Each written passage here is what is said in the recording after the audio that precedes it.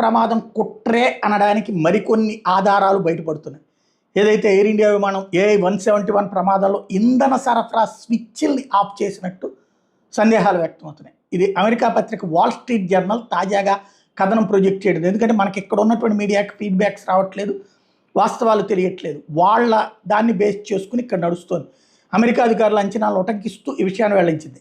విమానంలోని GE సంస్థకు చెందిన 2 jet ఇంజన్లు సక్రమంగానే పనిచేస్తున్నాయట. ఆ రిపోర్టు ప్రకారం ఇంధనం సరఫరా చేసే స్విచ్లు ఆఫ్ అయి ఉన్నాయి. ఇది అమెరికా నిపుణులు అభిప్రాయపడుతున్నారు. దీంతో టేకాఫ్ అయిన వెంటనే హఠాత్తుగా విమానం థ్రస్ట్ను కోల్పోయింది. అంటే ముందుకు కోల్పోయి ఉండొచ్చు అని పేర్కొంటుంది. సాధారణ విమాన ఇంజన్లు స్టార్ట్ చేయడం లేదా షట్ డౌన్ చేయడానికి కొన్ని అత్యవసర సందర్భాల్లో రీసెట్ కోసం వాడుతుంటారు. విమానం గాల్లోకి ఎగిరే సమయంలో స్విచ్లు సాధారణంగానే ఉన్నట్టు వాల్ స్ట్రీట్ చెబుతుంది. అవి ఎలా ఆఫ్ అవుతాయనే విషయాన్ని నిపుణులు స్పష్టంగా చెప్పలేకపోతున్నారు. వీటిని ఉద్దేశపూర్వకంగా ఆపారా, తిరిగి ఆన్ చేయడానికి